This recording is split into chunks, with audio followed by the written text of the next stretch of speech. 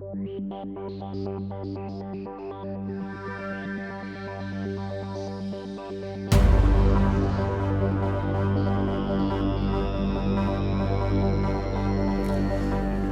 경희 피레타니원의 강재춘 원장입니다. 자, 저번 시간에 이어서 오늘은 이제 신경섬유종의 발생 기전에 대해서 좀 살펴보겠습니다. 저번 시간에 그 발생 원인을 보면 하나의 세포 손상으로 인해서 심부 온도가 내려가서 발생했다 그랬잖아요. 그래서 모든 질환의 시작은 세포 손상입니다. 이 세포 손상을 일으키는 것을 병인이라고 하는데, 이 병인은 너무나 많습니다. 뭐 음식물도 될 수도 있고요, 약물도 될 수 있습니다. 전기장, 자기장, 온도, 압력, pH, 다양한 요인들에 의해서 세포가 손상을 받는 거죠.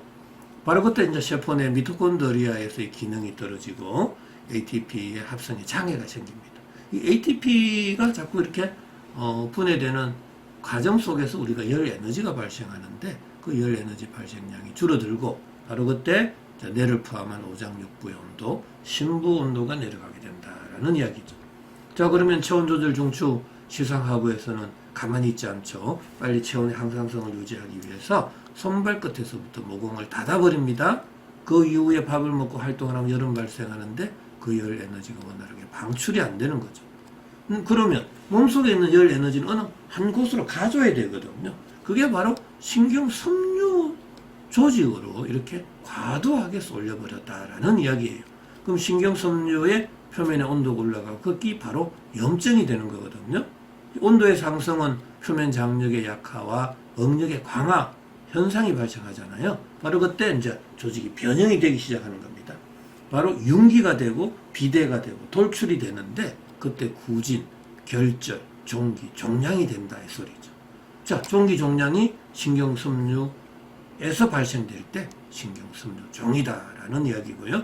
자, 이 신경섬유종 증상 중에 또 가려움증도 나타나요. 그래서 가려움증은 왜 나타난 거죠? 모공이 다친 거죠. 모공은 왜 다쳤죠? 심부 온도가 내려가서 다쳤다라는 이야기입니다. 자, 신경섬유종을 그러면 우리가 근본적으로 치료하려면 이 높아져 있는 피부 온도, 표면의 온도, 신경섬유의 표면 온도를 낮춰줘야 되는 거고, 닫혀져 있는 모공은 열어줘야 되고, 또 낮아져 있는 심부 온도를 올려줘야죠. 근데 이제 서양의학에 있어서는 종기 종양을 치료할 때 세포의 열 에너지 대사를 확 억제하는 약을 씁니다. 그럼 피부 온도가 그대로 내려가요. 근데 피부 온도는 눈에 보이거든요. 심부 온도는 측정하기가 굉장히 어려운 겁니다. 피부 온도가 내려갈 때 환자분은 확신을 가지죠. CT, MRI 찍으면 또 나오잖아요. 종기 종양이 싹 줄어든단 말이에요. 축소가 된단 말이죠. 그러면은 약을 쓰면은 줄어든 걸 확인이 가능하잖아요. 그럼 안심을 하는데 뭐가 문제죠? 심부 온도가 동시에 내려간다라는 이야기예요. 심부 온도는 생명의 온도입니다. 심부 온도가 내려가면 나의 면역력도 떨어지고 생명력도 떨어지고, 너무 많이 내려가면 나는 죽게 되는 거예요. 그래서 절대로 이 피부 온도를 낮추기 위해서 심부 온도를 낮추는 그러한 치료는 절대로 하지 말아라는 게 저의 피레토 세라피의 핵심적인 주의사항입니다. 꼭 기억하셔야 됩니다. 자, 그러면은 우리가 신경섬유종 질환에 있어서 다양한 증상들이 발현이 되는데, 그 왜 이런 증상들이 나타나는지를 우리가 피레토 세라피적인 관점에서 한번 분석해 보겠습니다. 자, 신경섬유종은 단발성과 다발성의 형태로 나타나는데, 이 차이는 뭔가요? 라는 겁니다. 바로 열 에너지가 중첩 교차되는 부위가 하나인가, 아니면 여러 곳에서 나타나느냐에 따라서 단발성과 다발성의 차이가 생기는 거죠. 열 에너지가 한 곳에만 중첩 교차가 된다면 그건 단발성으로 나타날 거고, 근데 열 에너지가 서로 막 중첩 교차되는 곳이 여러 곳이 나타날 수 있잖아요. 그리고 구멍, 관절, 마찰이 많은 쪽 열이 확 쏠리기 때문에 곳곳에서 생길 수가 있다라는 이야기예요. 그래서 단발성보다는 다발성으로 더 나타날 가능성은 더 많은 겁니다. 자, 왜 종양은 결국 단단해지는 건가요? 실은 처음에는 뭐 단단해지지는 않죠. 말랑말랑 하다가도 시간이 지나면 지날수록 단단해지는데, 왜 종양은 단단해지느냐?